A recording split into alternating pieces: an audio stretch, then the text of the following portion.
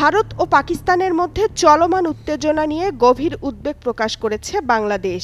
একই সঙ্গে দুই দেশকে শান্ত ও সংযত থাকা এবং পরিস্থিতিকে আরও জটিল করে তুলতে পারে এমন কোনো পদক্ষেপ থেকে বিরত থাকার আহ্বান জানিয়েছে বাংলাদেশ সরকার। ৯ মে পররাষ্ট্র মন্ত্রণালয় থেকে পাঠানো এক বিবৃতিতে এ আহ্বান জানানো হয়। বিবৃতিতে বলা হয়, বাংলাদেশ সরকার ভারত ও পাকিস্তানে উদ্ভূত পরিস্থিতি গভীরভাবে পর্যবেক্ষণ করছে।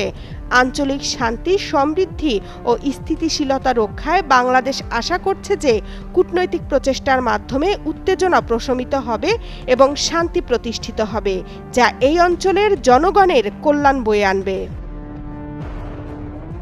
ভারত পাকিস্তান যুদ্ধ কারো জন্য মঙ্গল বয়ে আনবে না বলে মন্তব্য করেন জামায়াতে ইসলামীর আমির ডাক্তার শফিকুর রহমান। ৭ মে নিজের ভেরিফাইড ফেসবুক পেজে এক পোস্টে এ মন্তব্য করেন তিনি।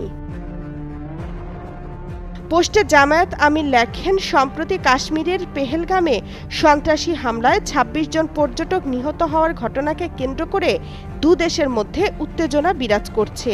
এখন যে কোনো ব্র্যান্ডের পুরাতন এসি বদলে নতুন ওয়ালটন এসিতে উপভোগ করুন ২৫% ছাড়। ইতোমধ্যে হামলা পাল্টা হামলার মতো ঘটনা ঘটছে, যা কারো জন্যই মঙ্গল হবে না। তিনি বলেন, এই ঘটনার গ্রহণযোগ্য, নিরপেক্ষ ও আন্তর্জাতিক তদন্ত হওয়া উচিত এবং উভয় পক্ষকে দায়িত্বশীল ভূমিকা পালন করা প্রয়োজন। দিন শেষে যুদ্ধ কারো জন্যই কল্যাণকর নয়। কাশ্মীরবাসীর সমস্যার স্থায়ী সমাধান আন্তরিকভাবে কামনা করেন তিনি।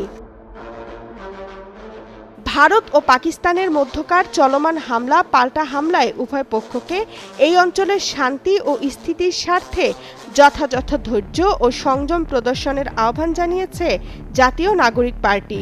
৭ মে দলটির যুগ্ম সদস্য সচিব সালেউদ্দিন সিফাতের সই করা এক বার্তায় এই আহ্বান জানানো হয়।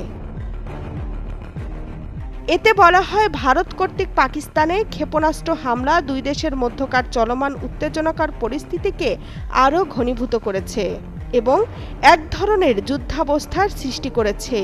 এ ঘটনা দক্ষিণ এশিয়ার আঞ্চলিক শান্তি ও স্থিতিশীলতায় সরাসরি আঘাত করেছে। এনসিপি বিবাদমান উভয় পক্ষকে এই অঞ্চলের শান্তি ও স্থিতির স্বার্থে যথাযথ ধৈর্য ও সংযম প্রদর্শনের আহ্বান জানাচ্ছে।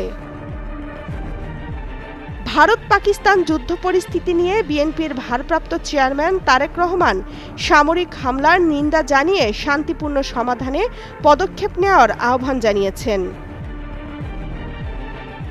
পোস্টে তারেক রহমান লেখেন, পার্শ্ববর্তী অঞ্চলে উত্তেজনা বৃদ্ধি পাওয়ায় সামরিক হামলার নিন্দা জানান এবং ক্ষতিগ্রস্ত পরিবারগুলোর প্রতি গভীর সমবেদনা প্রকাশ করেন।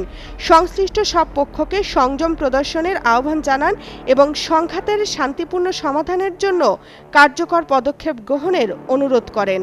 পারস্পরিক স্বার্থ ও আকাঙ্ক্ষার ভিত্তিতে গড়ে ওঠা একটি স্থিতিশীল ও শান্তিপূর্ণ অঞ্চল সবার সর্বোত্তম স্বার্থ নিশ্চিত করে বলেও জানান তারেক রহমান। তামান্না তাহসিন খান, কালের কণ্ঠ।